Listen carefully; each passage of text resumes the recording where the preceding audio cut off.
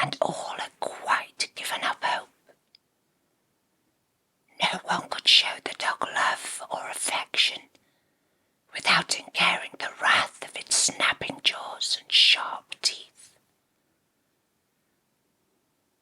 With patience and over time, I held my hand out to comfort the dog and received many cuts and scars until the angry little dog relinquished his former ways and succumbed to the touch to be comforted.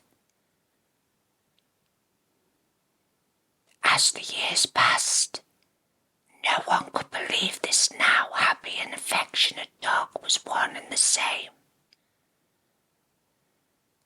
But one morning, I made the mistake of leaning over the sleepy dog to kiss his head, as I had done many times before. And this time, his jaws quickly latched onto the soft skin of my face, and no reassurance could get the dog to release, until my skin tore and blood ran down my mouth, chin, and neck.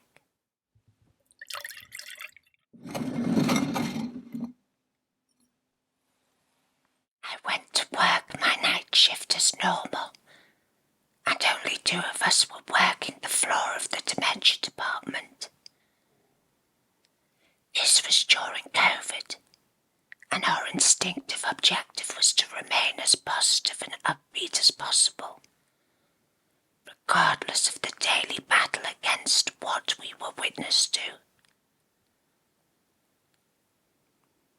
Danny was notoriously upbeat and joked around as usual, once the hall sighed and gave way to sleep for a couple of short hours.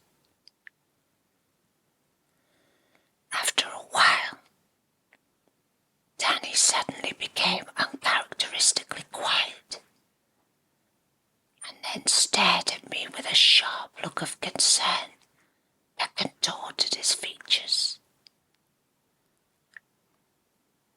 "There's something in your house and you need to get rid of it." Danny had kept quiet that he was a psychic medium, with good reason. He did not want to have to explain the things he saw. But this was so vile. He had no choice but to break his silence.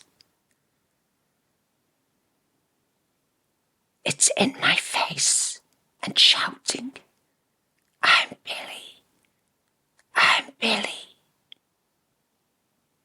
It has a broken nose and dark hair that hangs over its face, and you need to get it out." He then bolted up and paced sternly down the hallway.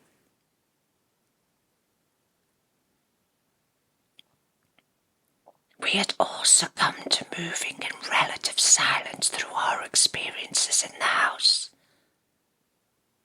The dark is drawn to light, and it will out. It can't help itself, and then it will show its teeth.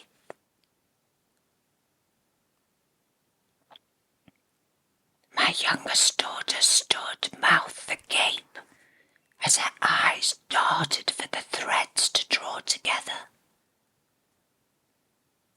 We just wanted to know what was in the house. We were just kids. That's the name. That's the name it gave us. My friends and me used a Ouija board in my room years ago. We wanted to find out what was in the house. That's the name it gave.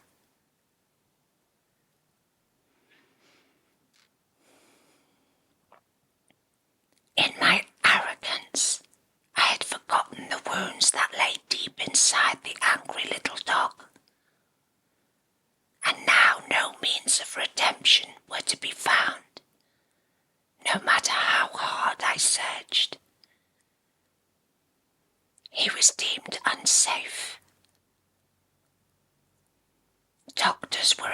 realized 3 days later that my rhinoplasty appointment wasn't necessary anymore.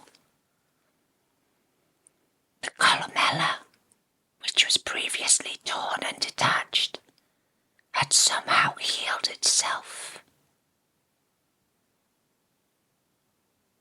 Now the damage caused has only a slight scar and a slight distortion to one of my nostrils, if inspected closely in detail. Not a single day goes by that I do not mourn the angry little dog and my naivety.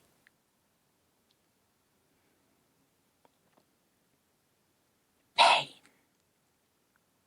Pain is experienced in many ways, and the bite can leave unbearable scars of fear,